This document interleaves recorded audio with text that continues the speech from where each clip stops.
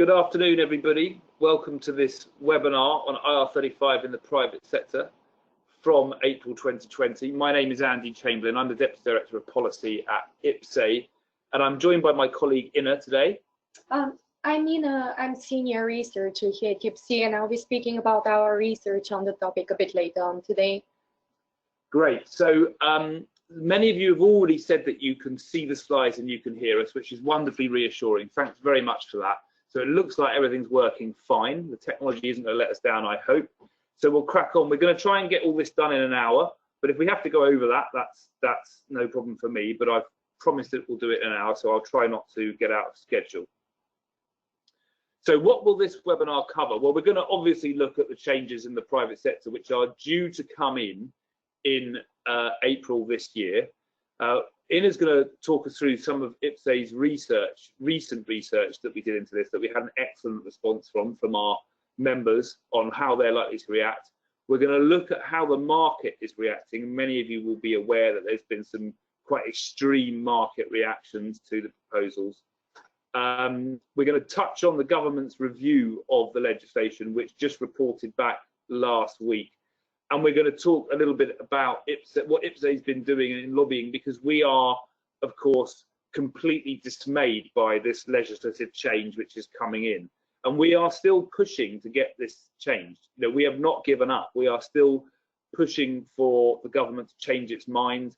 And I'll talk a little bit about that as well. But what we're not going to cover here today is the whole issue around how IR35 status is determined. Very happy to do another webinar on that if people would find it useful, and just let us know either via the chat box that you can see in front of you here, or email into IPSE, and we'll put on a webinar about that. But it's just that it's a bit of a rabbit hole. It's a complex area, and we could do a whole another hour webinar just on that. So we're just going to really look at, you know, the practical things. What's changing in April? What are the new tweaks to the legislation? What do contractors need to be aware of? And what's going on in the world around us in response to this.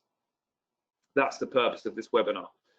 So this really all starts in 2017, when the government, in its wisdom, decided to change the way that IR35 worked in the public sector. There were two big changes.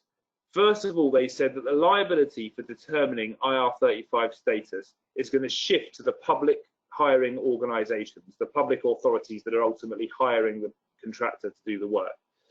And the second thing that they said that they would do is that where IR35 applies, the fee payer, and we'll go into that in the next slide, who the fee payer is, must deduct tax and NI at source. This was new because up until then, IR35 worked retrospectively. Essentially, you get to the end of the tax year, and what was supposed to happen is the contractor would voluntarily say, well, actually, I think IR35 applied to that engagement. So then you did something called a deemed calculation. You paid your tax, but you still paid it after the fact, after the tax year had ended. Now what they're saying is, once it's been decided, rightly or wrongly, that IR35 applies, then you've got to deduct the tax at source. This was also where we started to hear the phrase the off-payroll working rules, or the off-payroll working legislation, which is now what the government seems to want to call it. But it's still basically IR35. The underlying rules around IR35 and the things which determine whether it should apply or not haven't changed. The case law that we're not going to talk about today, we're going to try not to talk about it, that hasn't changed. I am going to look at the CEST tool a bit later on, by the way, where we do get slightly into that stuff, but we're not going to go too far into that. Now, also, I should have said at the beginning, please feel free to ask questions using the text box. We've got a good number of people attending this. I can see that we're almost up to 400. So I expect there'll be a lot of questions. We're going to do our best to kind of collate those questions and answer them during this webinar. And we may I might interrupt myself to ask questions, or Ina might interrupt me to say, look, we've had a lot of questions on a topic, or we'll just leave some time at the end so that we can cover them off. Okay. The fee payer, I said that we talk about, well, who is this fee payer? Well, basically, it's usually an agency. It's whoever is in the chain above the contractor. That's who the fee payer is. It is whoever is paying the limited company contractor. They are the fee payer. Now, sometimes agencies, if it's deemed that IR35 applies, now they are the fee payer and they have this responsibility to deduct the tax at source. and they might not have the software systems to do that. They might not want to do it. So they often might bring in a payroll or an umbrella company. Then they become the fee payer because they insert themselves in the contractual chain above the limited company contractor and beneath the agency. It's unclear whether the government foresaw that lots of umbrella companies would be used as a result of this legislation, because umbrella companies are currently unregulated. And I'm not going to go into this too much, but we do touch on it a bit later, that there is a concern that we have that some umbrella companies are non-compliant. They're offering disguised remuneration packages, which I think contractors should be aware of, because we've seen the mess that we've gotten into over the loan charge. And so I wouldn't want that to happen again. We, by the way, have said to the government, you're mad. You're pushing everyone into these umbrella companies, some of which are perfectly compliant, but some of which aren't. And that's going to lead to greater use of these disguised remuneration schemes. You should regulate those first and then think about doing this. But in their wisdom, they have decided not to do that. Okay, so let's have a quick think then, in this new world of IR35, that and those public sector changes that I talked about, broadly speaking, are going to be brought into the private sector in April, unless IPSE and others are able to convince the government not to do it.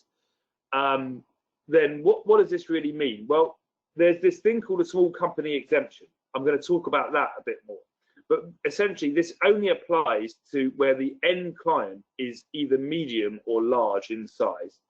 If they are medium or large in size, then they will have the responsibility to make the IR35 determination. It's up to them to think, well, you know, does IR35 apply or not? If the end client is small, then the personal service company, or PSC, I know that many contractors don't like that term. I don't particularly like it either, because it doesn't mean anything legally, but we sort of know what we mean. We're talking about the limited company contractor. They retain the responsibility for IR35 if the end client is small. It is the fee payer, if the client is medium or large, that has the response to the tax liability. They are the ones that have to make sure the tax is deducted if the client has decided that IR35 applies. However, to add an extra confusion into this already incredibly confusing world of IR35, if the services are what's called contracted out, then it is the service provider that has a responsibility to make the status determinations. And I've got a little chart here in the next slide, which kind of demonstrates this, I think, quite well. So in the left-hand column, you've got a situation where the client is small. It's a simple chain. A contractor is working directly for a client. There's no agency involved. Now, if there is a yellow box around the entity in the chain, that means that they have to make the IR35 decision. And if there is a red box, that means that they have the liability to pay all the taxes that go along with an IR35 court decision. And those taxes basically are employment taxes. That's what we're talking about here. If IR35 applies now or from April, then contractors will be paying employment taxes. We're going to talk about the problems that I foresee with that issue as well. So in the left-hand column, you can see that it is the personal service company that has the responsibility for those two things, just as they have always done. They have always had the responsibility for IR35 in the private sector. They still do have the responsibility. And if your end client is small, you will still have the responsibility. So that's one thing. The next, as we go into the next chain, we're going to see what happens when the client is medium or large. So the next one along, simple supply chain, no agency. The end client both has the status decision responsibility and they've got the responsibility to deduct the tax because they are the fee payer. They are paying the contractor. The next one along, you'll see you've got an agency involved. The end client still has to make the IR35 decision, but it is the agency that has to deduct the tax. They are the fee payer. You get the message. In the next one, you've got two agencies in a chain, but it is the one immediately above the personal service company that has the that has to deduct the taxes. And in the final slide, there, what you can see there is this thing about contracted out services. And there you will see it is the service provider which has to make the IR35 decision. I'm going to talk about that now. So what is a contracted out service? Well, actually, the more I've looked into this, the more I've realised that this is probably just about as difficult to work out as IR35 status is. And I think there's going to be lots of confusion around this issue and probably some court cases as well. But the way it should work is like this. If a company buys in a fully contracted out service, it doesn't have the IR35 responsibility for anyone working for that contracted out service. However, if a company buys in labour to do some work for it, then it does have that. And that's what I mean, working that out. When's it contracted out service and when is it buying in labour? Well, I think we could probably have a lengthy court battle over just that. And a straightforward example is of a bank that wants to have a canteen to feed its staff. So it goes to a catering company and it says, catering company, can you come in and man this canteen and make sure there's hot food available? That's a fully contracted out service. It's a pretty straightforward one because the bank clearly doesn't know anything about catering. And if that catering firm comes in, and if it happens to be using people, personal service companies who are working for it, then it is the catering company that has to think about the IR35 status of those arrangements. Unless, of course, the catering company is a small company, in which case it goes right back down to the PSCs again. And what we're hearing, we've heard from a lot of consultancies who are saying, well, we think that we're a contracted out service, and they may well be, but I don't think it's very clear. And if you've got a small consultancy, which then has contractors working for it, then because of the small client or small company exemption, then it is the PSCs that retain the IR35 responsibility. You can see I've got a bullet point there saying potential for confusion. I hope you're not already all confused, but this is one of the sticking points of this new legislation. We've asked the government to provide lots and lots of examples of what is and what isn't a contracted out service. And as I say, I think we're going to have a few rows and difficulties over this particular issue. Right, we've got to move on a little bit. So there's a few new things with this legislation that not just the shift in the liability and the responsibility. New since the public sector changes are that there is this thing called a status determination statement, or SDS, and we're going to have a quick look at what that is. Clients have to provide this, so we're going to quickly look at what that is. There is a requirement now to not only cascade the status determination down through the supply chain, so you know the client tells the first agency tells the second agency, and so on and so forth until you get to the fee payer, but also the client has to tell directly the worker, i.e. the contractor. They've got to go and say to the contractor, this is what we've decided, here's the SDS. They didn't have to do that in the public sector, which led to a lot of problems because contractors in the public sector didn't even know who had made the decision that they were now caught by IR35. Following on from that, the bottom little hexagon that you can see there is the client-led status disagreement process. So this is new as well. This now means that in the legislation, there is a provision for contractors to say, client, I disagree with your status determination statement and I want to challenge it. But we're going to look at a bit of that, you know, what the headline on that is don't get too excited, because I think that the provision is quite weak. But you know, it is something, but I do think it is quite weak. There's liability transfer in this, but I'm not going to talk about that here because contractors aren't affected by that. That really is about further up in the supply chain, how the liability for any unpaid taxes can shift back up the supply chain if, say, you've got a non-compliant umbrella, which I mentioned earlier. The CEST tool, the Check Employment Status for Tax tool, which we like to complain about a lot. I will be complaining about it a bit more, I'm afraid to say, in this webinar. That has been improved in inverted commas. I still don't think it's any good. And there is, of course, a small company exemption, which we've already talked about. So let's, oh, hang on a minute, I've managed to, there we are, right. The status determination statement. So what is this thing? So this is really just a formalization of what the client is required to do. And there's basically three bits to the SDS. It is that, first of all, they have to decide whether IR35 applies or not and state that. Second of all, they've got to give their reasons for why they've decided that IR35 applies or doesn't apply. And thirdly, they must take reasonable care, right? That is in the legislation. They must take reasonable care. If they don't do all three of those things, it is not an SDS, and the client has not discharged its obligations under the legislation. So what does reasonable care mean? Well, actually, that's not very clear either. But what it's taken to mean is that clients cannot do blanket decisions. They are not allowed to just say, right, everyone's caught by IR35, which many of you will be aware is happening, has happened. And the government deny that it happened in the public sector, which is incredulous to us because we know examples where it did happen.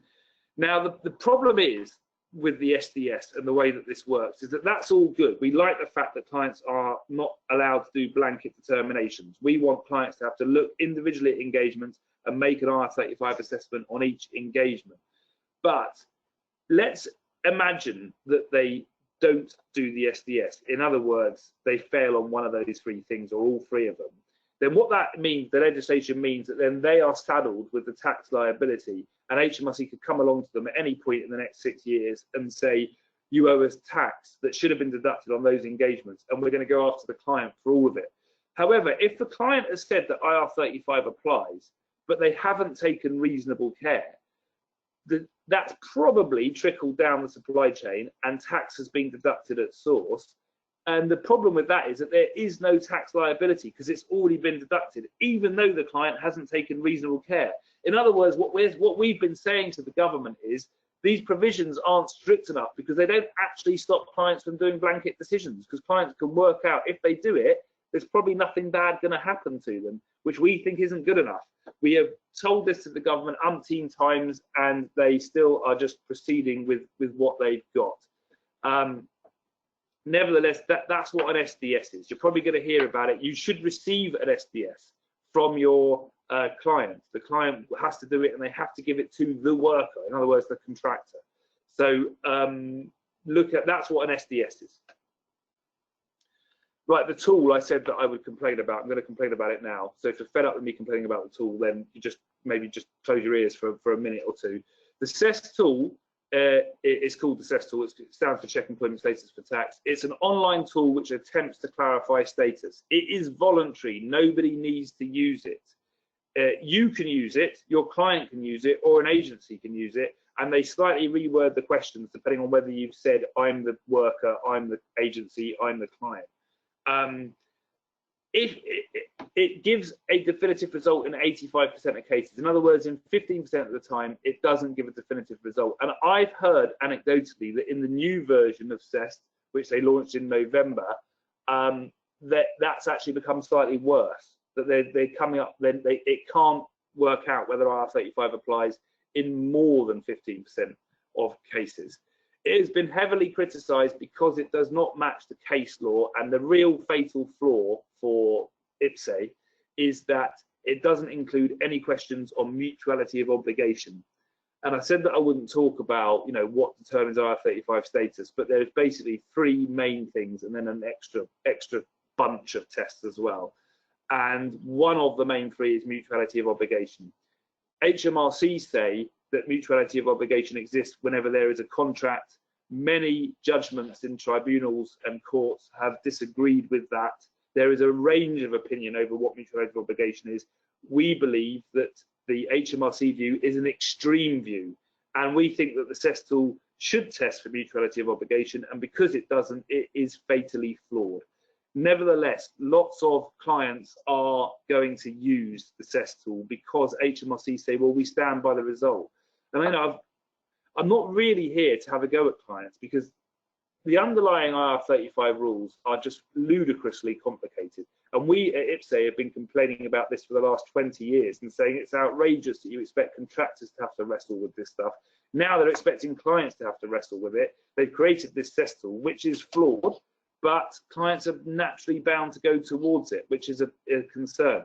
Now, one thing to look out for on the CEST tool is that this question you can see in front of you here, this is actually in the tool, that's kind of copied directly from the tool. And there's a link to the CEST tool at the end of this presentation, by the way, so you can go and have a look at it yourself. This question is critical in my view. I've played around with the CEST tool quite a bit. This is what I've done here is I've said that I'm the client, so this is asking me as a client, do you have the right to reject a substitute? If I click yes to that, I have a right to reject a substitute, then I have not been able to answer the rest of the questions in any permutation so that the tool has generated a outside of IR35 result. In other words, for me, this is the crucial question. If I click no, I do not have a right to reject the substitute as the client, then either, depending on how I answer the other questions, it will say it can't decide, or it will say IR35 does not apply. So my advice to you is, if at all possible, if you are in a position where you can influence your client, and there's one question you want, and they're using the CEST tool, and there's one question you want to influence them on, it's this one. You want them to say, no, they don't have a right to reject a substitute. If they say that, then it's likely to generate a result which is outside of IR35, but it might generate a result which says it can't tell. Okay, I've got to keep moving. There's quite a lot to get through. I've got quite a few slides, so I'm gonna, and I do want to leave a bit of time for questions at the end, because I can see that there's lots and lots of questions coming in. So the small company exemption that we talked about, basically a company is small if it meets 2 of the 3 bullet point criteria that you can hopefully see on your screen in front of you. These are less than or equal to 50 employees, less than or equal to 10.2 million turnover, less than or equal to 5.1 million on the balance sheet. If a company meets 2 of those, it is small. Now, there's been a tweak because of that review that I mentioned, the government review, which I'm going to talk about a bit at the end. They've changed this because initially they were saying that small companies don't actually have to explain to anyone that they're small. So in other words, if a contractor is working for a small client, the client just won't give them an SDS, and the contractor will be left there scratching his head going, well, maybe this client doesn't know what it's doing and it's got this liability, and I'll just keep quiet. Or maybe I've got the liability because they're small, and therefore perhaps I should have tax investigation insurance in place, or IPSE membership, or whatever else it might be. We said that that's not good enough. They've got to be small companies that want to rely on the exemption, and we're glad it's there. We think all companies should be exempt, but it's better than nothing. We said they should explain, they should tell people in the supply chain and the contractor, look, we're small, so we don't do the IR35 SDS. What they've done is they've said that if they are asked, if the client is asked, it must now provide a response to that, legally under law, which is a bit of a halfway house. But I don't know, yeah, maybe better than nothing. It'd be better for us if they just said, had to say up front that we're small, so you have the IR35 responsibility. The fact that that's left open means that there is potential for confusion, I believe. Okay, this is a little excerpt from the legislation itself. This just shows you about the client-led dispute resolution service. I just wanted to show you the legislation because this is really all that there is to it. It basically says that at any stage during a contract, a contractor can say to the client, look, I disagree with your IR35 status determination. If you do that, the client has 45 days to come back to you, at which point it has to do either A or B that you can see there. Our concern, which is, you know, either, yeah, we've considered your representations and we've decided that we were right all along, or we've considered it and here's a new status determination. We are concerned that, you know, clients are you're gonna have a hard job convincing your big bad client, you as the lowly contractor. You know, the power dynamic between you is just so different that you're not going to be able to convince them. However, what I would say is it's worth a challenge. You know, why not do it? You've got it in law that you can do it. And if you do challenge them, the things that you might want to consider doing is going and doing your own CEST tool result and see if that helps you. It's voluntary, and HMRC don't keep a record of it. You don't have to put your name into it. So if it churns out a result you like, show it to the client and say, look, this is my understanding of how this relationship works. And also you might want to get your contract reviewed independently, which you can do via IPSE, but other providers are available. And you can go and get that done and then show them the way that works is a professional looks at your contract and decides this is either inside or outside of IR35. Show them that as well. You might also want to consider any communications you've had from your client in the past, which demonstrate to your mind that they're dealing with a contractor here and not an employee or not a quasi-employee, which is what IR35 status is now becoming. You know, if they sort of say to you, yeah, you're a contractor, you don't get these rights or whatever, you know, show that to them and say, look, you're being pretty clear here that I'm a contractor, I'm an independent contractor. It's worth a challenge. you know, I think that what we should have here is some access to an independent arbitration service like the courts or whatever, but of course that would require such a huge resource that HMRC are terrified of doing it. So yeah, I'm not overly excited about the client-led dispute resolution service, but it is there and you should be aware of it. Employment status, so this is what the IR35 rules are basically saying to you is that if you're caught by IR35, then you are employed for tax purposes only. The government has put out guidance, which you can see, this is a direct quote from their guidance, which says, look, if you're deciding if IR35 applies or not, you must work out the employment status of the person providing their services. But it's not about employment benefits. It's not about employee benefits. So we think that this is an inherent unfairness. And we have, and I'm going to talk about this briefly at the end, we have helped one member to make a claim for employee rights from their client. Oh, this is it. This is the slide. I thought it came later, but here it is. Susan Winchester. You can Google Susan, Google IPSE Susan Winchester. You'll find the full story of what we did there. And we managed to win a payout because she put in a claim for holiday pay. Employment status is a very difficult area of our law, and you'll all be aware of difficult cases like the Uber case, which is going to be at the Supreme Court in the summer. We've had the Pimlico Plumbers case at the Supreme Court. This IR35 legislation makes it worse because basically it's asking clients, have a look at your engagements, and if you think it looks like an employment, then IR35 applies. But there's no requirement on you to actually employ that person. We think that that's a nonsense. And actually what the rules should say is if the client wants an employee, they should employ them. If they want a contractor, they should engage a contractor, and all the tax and employment status rules should follow and should be joined up. Okay, I'm going to hand over now to Inna, who's going to talk us through some of our survey results on this.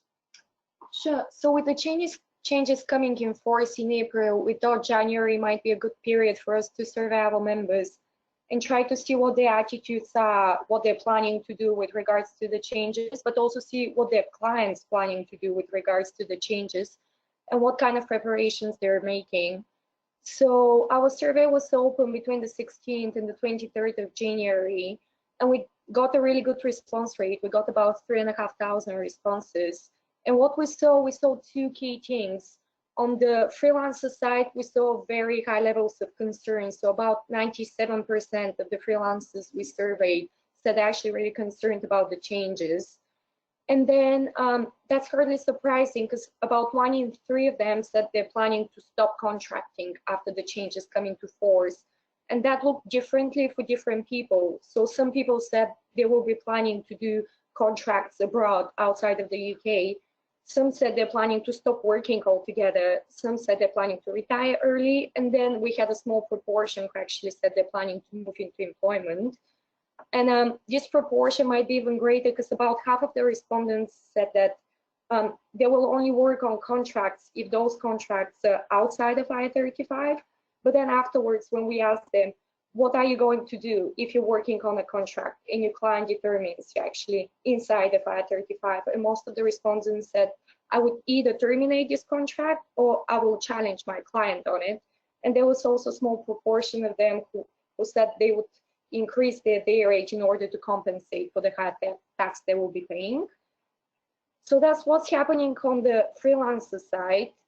And freelancers by and large thought that this whole is very unfair. Paying employee national insurance and not getting employee rights in return is really unfair. And on the client side, we also saw really high level of worry, and a lot of clients weren't really prepared for the changes. So about 35% of the clients said that they're either uncertain what they're going to do when the changes come into force, or they haven't announced yet to their freelancers what they're going to do, and that's only 3 months before the changes come into force. And in terms of the client businesses, we also saw that 2 out of 5 freelancers said that their clients will stop using contractors who fall outside of IR35. And some of those clients said they would be doing blanket assessments. Some of that said that they would stop contracting altogether, hiring contractors altogether. And some of them said they would move all of their contractors onto PAYE. So we can see that there is going to be a lot of disruption, not only on the freelancer side, but also on the client side. And now I'll hand over back to Andy, who will speak a bit more about how the market's reacting to the changes. Thanks, Ina. Sorry, I juggled the slides a bit prematurely there, so it may have confused people. But thanks. And that stat around the number of people who are saying they're going to stop contracting is really concerning. People are talking about, as Ina said, retiring early and working abroad. And we've said to the government that there's going to be an economic impact of this. I mean, they're chasing some big revenue number, which we don't think that they're going to get, because people are going to behave in different ways. They're just not going to get. They're not going to get that all these contractors are just going to keep on earning the same amount of money and just move seamlessly into the on-payroll system. I think that there's going to be many more behavioural changes that they haven't factored in. Okay, so the market. Now, many of you will be aware that, and you know, this is perhaps the most concerning thing of all for a lot of people, is that there has been an extreme reaction from some large hiring organisations. The banking sector were the first ones to kind of go. And all the sort of major banks seem to take the view that not that they will put everyone inside IR35, but they will just not engage contractors at all, and will therefore not involve themselves in this IR35 decision-making regime whatsoever. I mean, we told the government that this might happen because no one wants this IR35 liability. It's just too confusing and too worrying.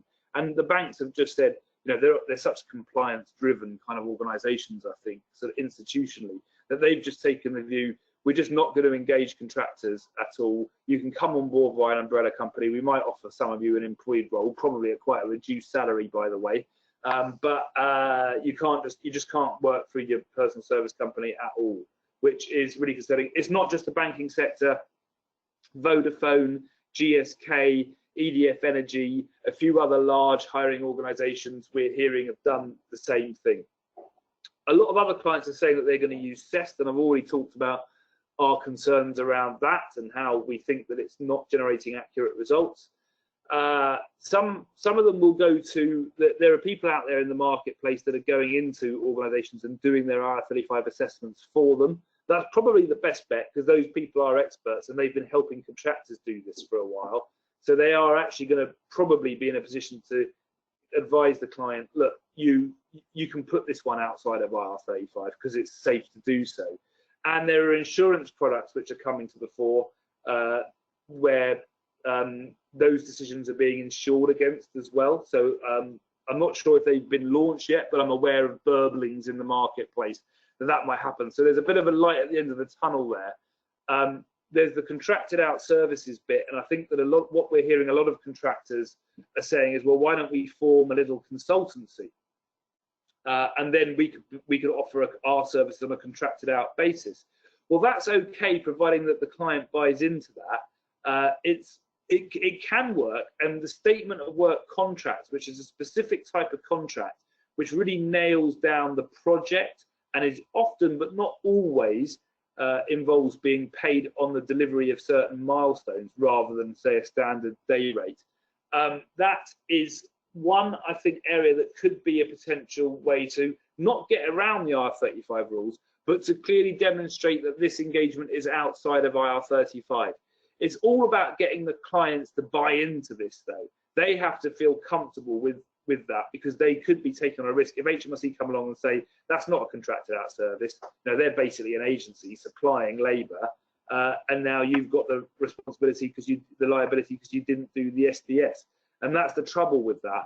But I do think my hope is, and you know, the optimist in me hopes that although we're seeing this extreme reaction now, in time the clients will come back to contractors because they need them.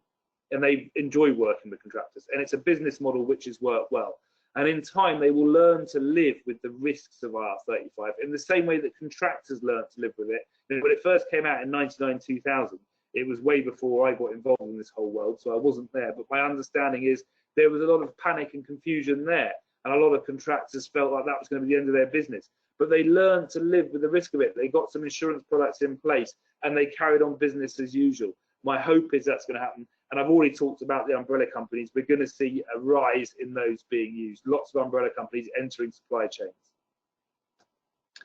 So what's IPSE doing, or what have we been doing on IR35? Well, we were formed as PCG, as many of you will know, the Professional Contractors Group, in 1999, when IR35 was first mooted as an idea in the 1999 budget. In case you don't know, by the way, IR35 is a nickname that came out of the fact that it was the 35th press notice from the Inland Revenue of that budget. So it's IR, Inland Revenue 35. That's where the name comes from.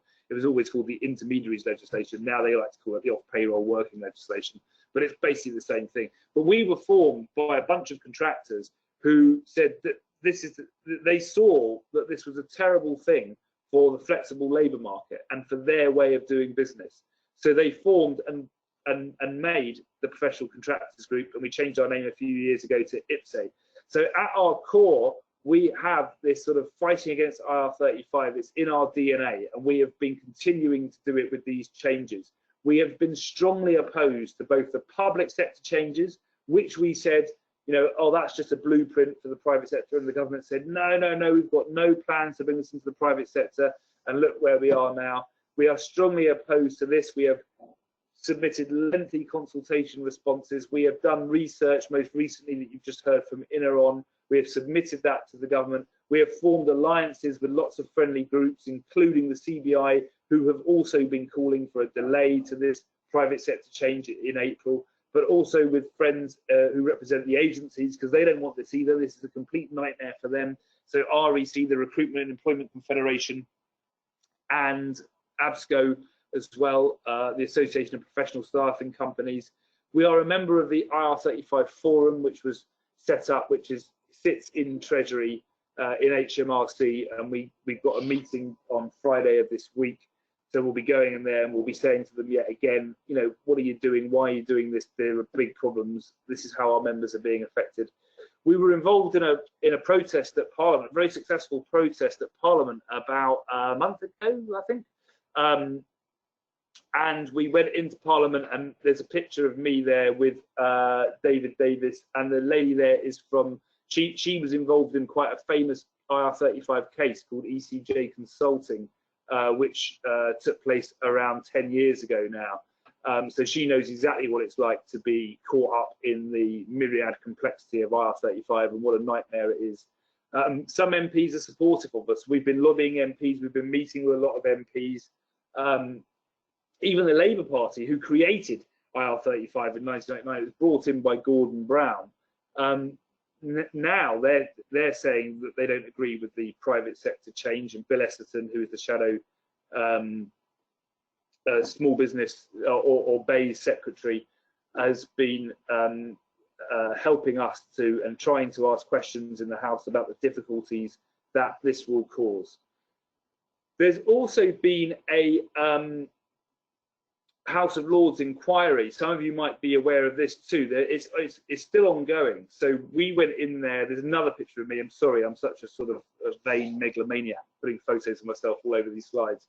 But we went into the House of Lords last week and gave evidence to the Finance Bill Subcommittee, which is looking exclusively at this part of the Finance Bill, which are these draft clauses, well, still draft clauses at the moment. We still haven't seen the final legislation.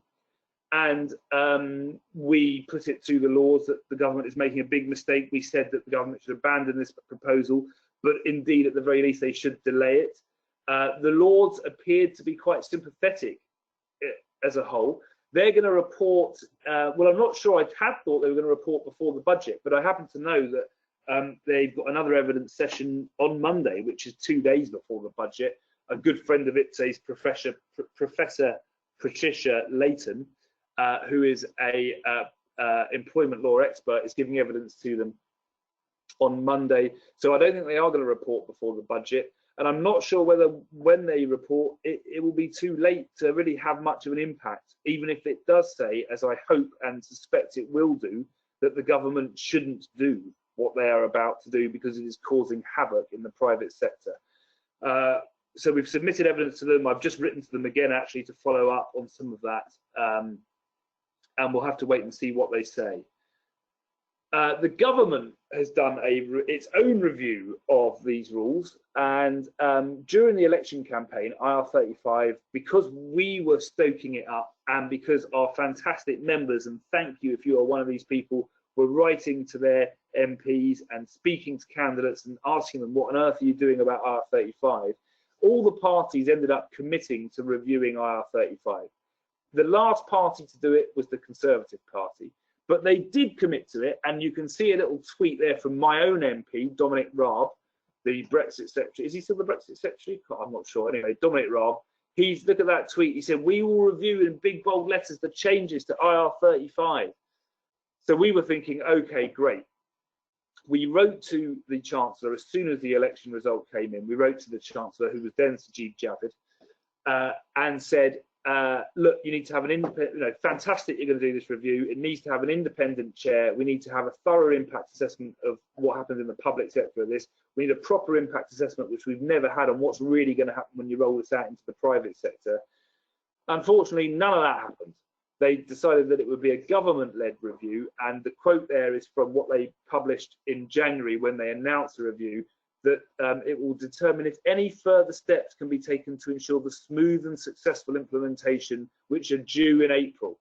So no delay, no independent chair, talking about, are there further steps that we can do to make sure this is smooth and successful? The answer of government is no, because it hasn't been smooth or successful in any way that you could remotely claim it has been.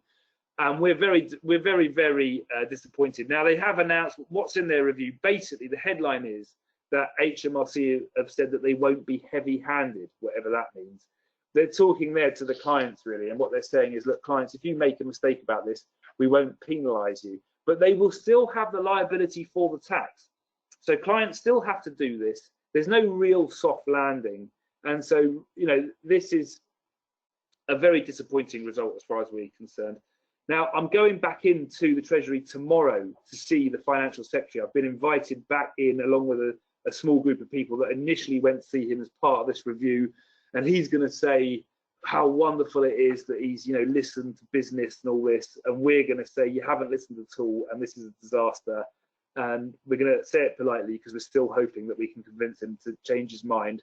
But we are going to make it pretty clear that we are very disappointed with the outcome of that review. Now, some of you are asking, I've caught out the corner of my eye some questions about this. So, retrospective investigations, this is the big question.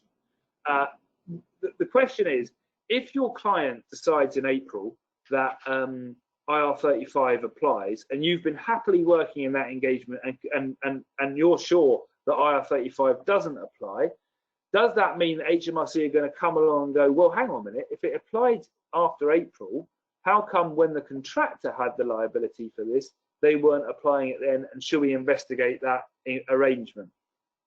HMRC have been somewhat helpful on this, and they have said the quote that you can see there, and there's a link to where you can find that quote in the fine print there. You've got to scroll down to section 2 and find the penultimate paragraph, section 2, but there you will find this, that HMRC have taken the decision that they will only use information resulting from these changes, i.e. the private sector changes, to open an inquiry into earlier years if there is a reason to suspect fraud or criminal behaviour. So, bit of a caveat in there.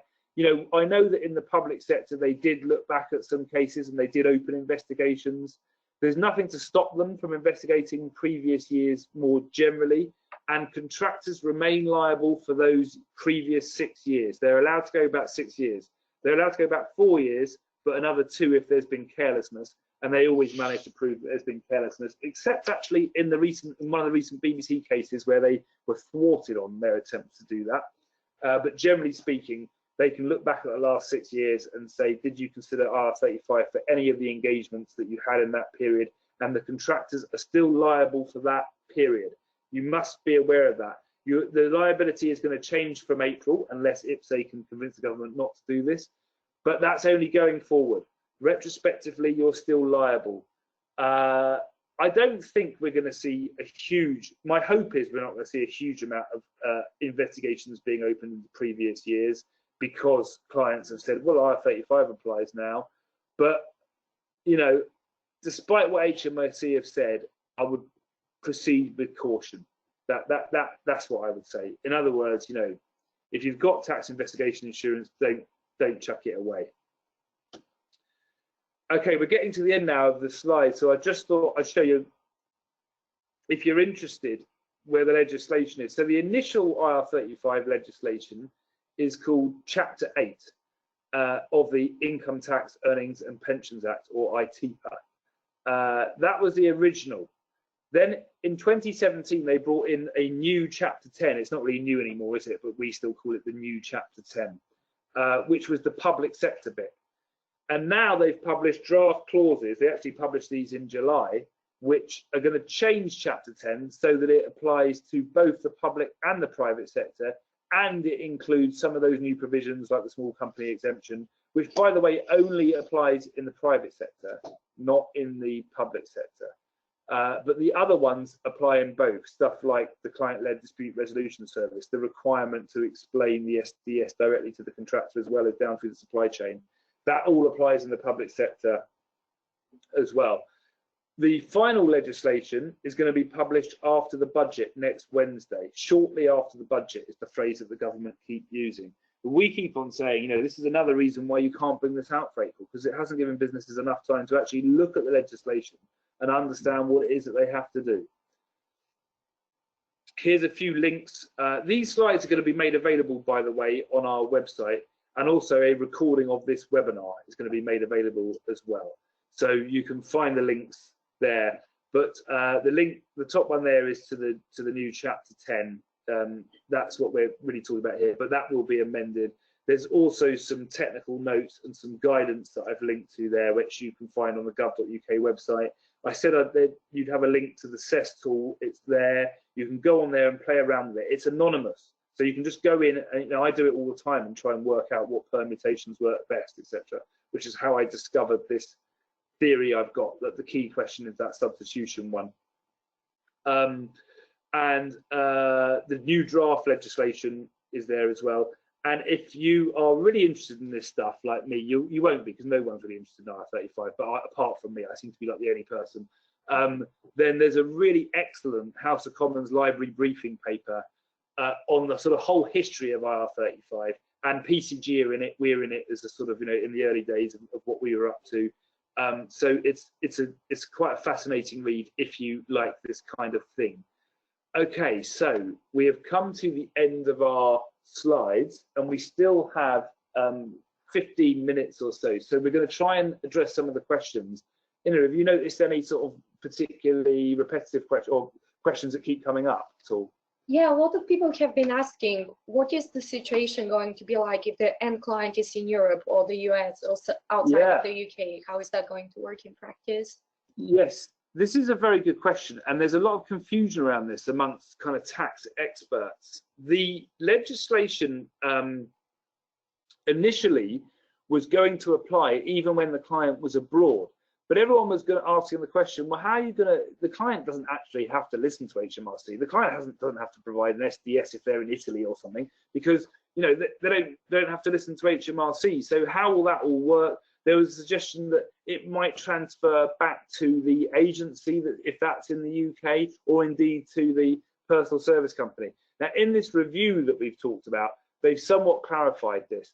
And as far as I can make out, and maybe someone will correct me if I'm wrong on this, but I think that the way that it works is that they've said it won't apply if the client is outside the UK, which makes sense because you can't ever enforce that, unless that client has a sort of arm of its organisation here in the UK, in which case HMRC might go after the UK entity. So in other words, if a contractor is imagined doing some work for Deutsche Bank in Germany, but because there is a Deutsche Bank over here, HMRC might say, and if that contractor is a UK taxpayer, of course, not just some German contractor, in which case this is all a problem for the German tax authorities, and HMRC aren't interested in it at all. But if the UK contractor's working for Deutsche Bank in Germany, the HMRC might go after Deutsche Bank in the UK and say, well, what's going on with the IR35 status of this? So that is one to look out for. But if you're working for a client which is entirely abroad and doesn't have a UK presence, then I think you're basically off the hook, although you as a contractor may still have some liability for IR35, as you always have done. But how are they ever going to enforce that? Because in order to establish that IR35 applied and look in stuff like, can you send a substitute, they'd have to speak to the client over there. So it's a very difficult one to enforce, I think, when you get into any arrangements which are happening outside the UK. That's my general feeling. If you're working outside the UK, it's going to be very difficult for the HMRC to enforce it, but they might go and nag some UK entity, and then you might get a bit of heat from them over it. Any other questions? We also got quite a few questions about the House of Lords inquiry. So what's your view on the House of Lords acting on the feedback they have been given and delaying, changing, or stopping the changes altogether? So the House of Lords are going to report, and there's a fairly good chance, I mean, I don't know what they're going to say.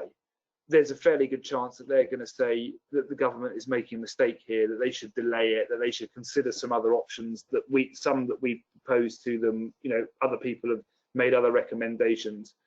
I actually, if I had to bet, I'd say that they will say something like that. But what impact will that have? Well, probably not a lot, because I don't know when they're going to report, for starters. So we're going to have this legislation after the budget, and like I say, we're still fighting. So if they do report that, we'll flag it up and say, come on, government, you know, how are you going to respond to this? The other problem is that the House of Lords generally has a power to delay bills, but it doesn't, as a convention, delay a finance bill, and this would be in a finance bill. Now, House of Lords at the sort of committee stage, which we're at now, can make recommendations to the bill and ask the government if they might want to make some amendments. But it won't, once the government has put forward the bill, the House of Lords won't stop it, because it's seen as a crucial aspect of a functioning government to be able to deliver a finance bill. And because, you know, the House of Lords isn't elected, you get this whole democratic thing. They don't stop finance bills. They might one day stop one, but I don't think they're going to do it in this instance. So I think it's great that the House of Lords are having that inquiry. We wrote, by the way, to the Treasury Select Committee on a couple of occasions and said to them that you should do an inquiry into this, and they, you know, said that they were busy and they had a full schedule and they didn't want to do it. So we were very disappointed by that. We finally got, you know, a chance to go and put this to some parliamentarians and say the government's making a big mistake here. I don't hold out a huge amount of hope, though, that even though those laws may well come up with an entirely sensible report, that the government is going to listen to it. That's the slightly depressing truth, and that's my opinion. Yeah. Any other questions that you've noticed coming up? There was quite a few questions around the SDS. So one person asked, how does the client know that they need to provide an SDS? And another one was, does the end client have to give an SDS now, or do they need to wait until April when the law comes into force? So that second one's a really, really interesting question. Another thing that was tweaked as part of this review was that initially the plan was that these rules would be in effect from April the 6th, but that date would relate to when the payment was made. So in other words, if you're working now on an engagement, the client was supposed to work out whether IR35 applies, so that when it comes to pay you in 30 days time, well, I suppose now, yeah, you know what I mean, like the payment would then have to have tax deducted from it if they thought that IR35 applied. But the problem with that is that the SDS doesn't even exist at the moment because it's not in legislation. So, you know, this whole SDS thing is basically a sort of a concept which is out there, but it's not legislated for. So the client could well say, here's your SDS, and the contractor could say, I don't even know what that is. What, you know, it's a scrap of paper. It's a meaningless thing. There's no law which recognises this. Now they've changed the rules now so that it's from when the work is done.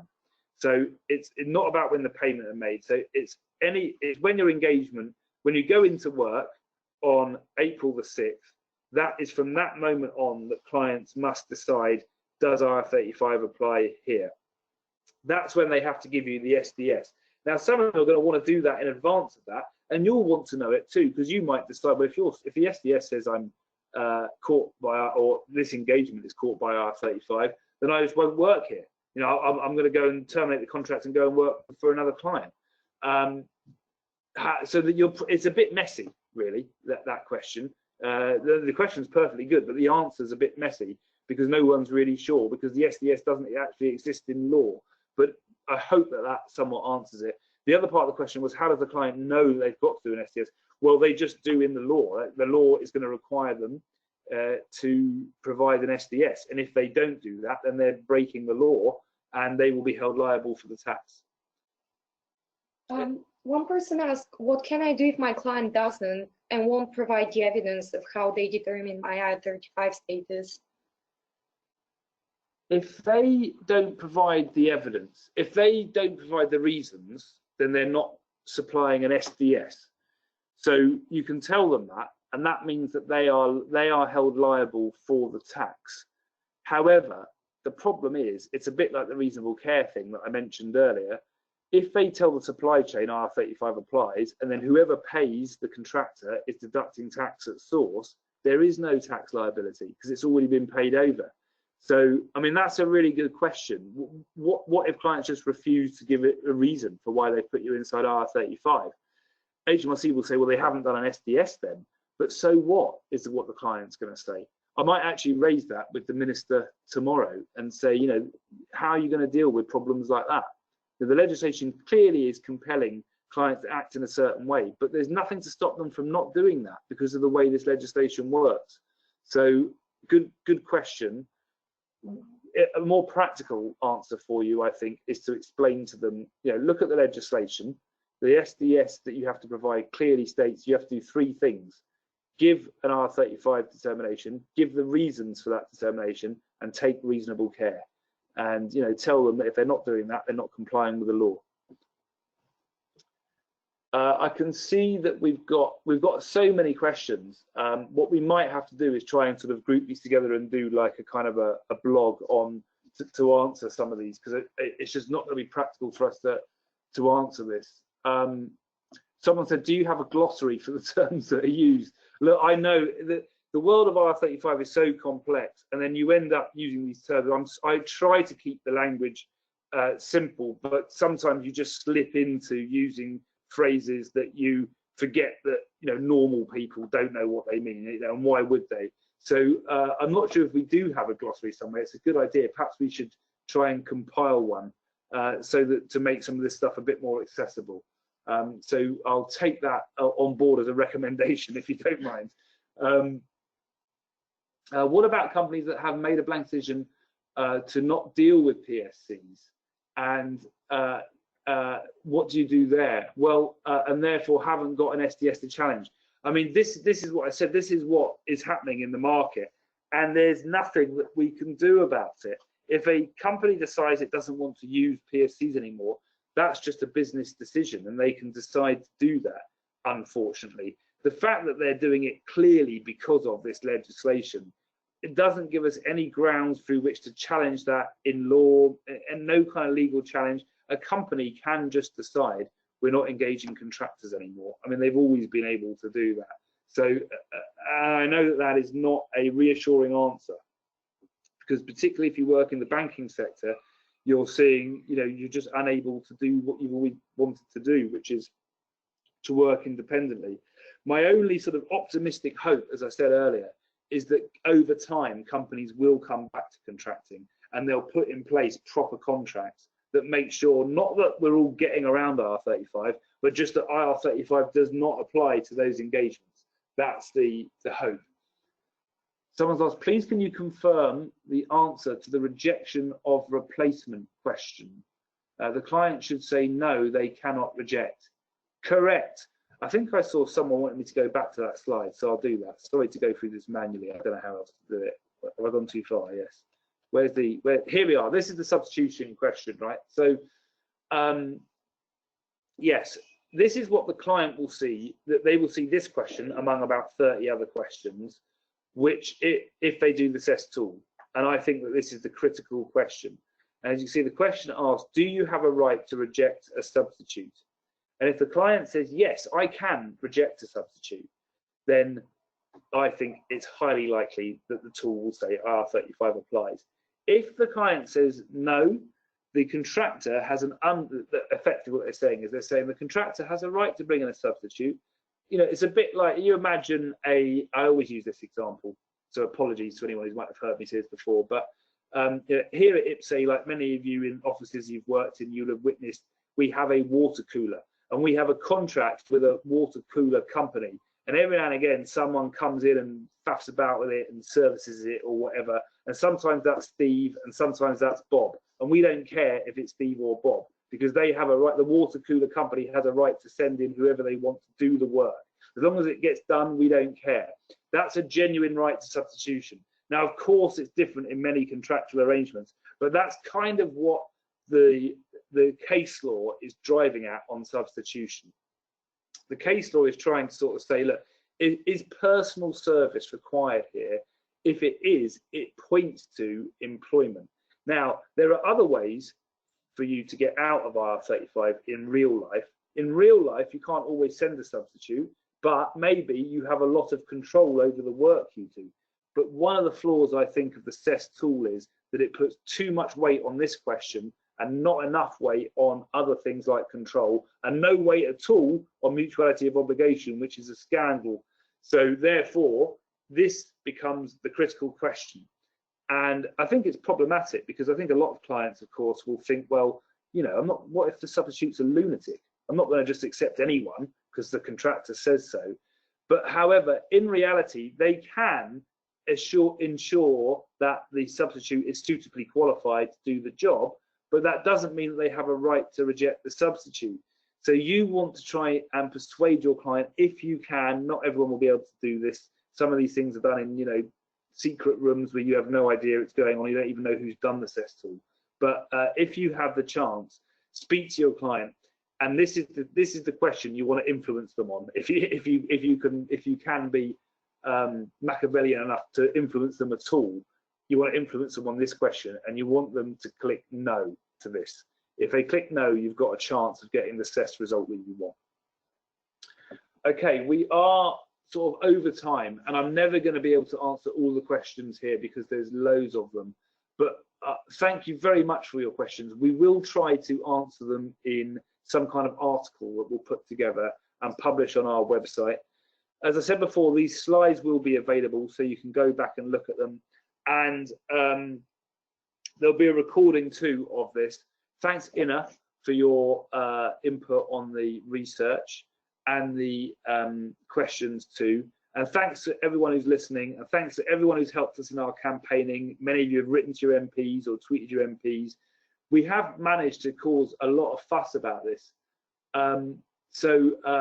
Is that Tony Lennon's asking a question? Is that Tony Lennon from Bectu, I wonder? He might come back and say. He's asking a question on substitution. He points out that one of the major shortcomings of CEST is that it tests for an absolute right rather than a qualified right, which is where the case law points. Tony knows a lot about this stuff. I know Tony really well. You're absolutely right, Tony. That's what I was saying before about how, you know, in fact, a client can verify that a substitute is suitably qualified, and that doesn't diminish the substitution right that the contractor has. But the way this question is asked, it doesn't go into that nuance, and therefore I think a lot of clients will be tempted just to click the yes, and then you end up inside IR35. So thanks for that input, Tony. Okay, so yeah, that's it. Thanks for listening. Thanks to all our members, and for all of your campaigning and help with this. And we're going to continue to push our case to the government that they should not do this. But we do also have to prepare for this happening now, because the government has said it's going to push ahead. So we're trying to get our members ready for this big, brave new world of IR35, which is why we're doing another webinar after the budget, by the way. You can register for that one on our website too. So that's going to be on the Monday after the budget. I think it's the 16th of March. So look out for that one. And we're doing that one with our friends at REC and the CIPR. Okay, that's it. Thanks very much. Bye.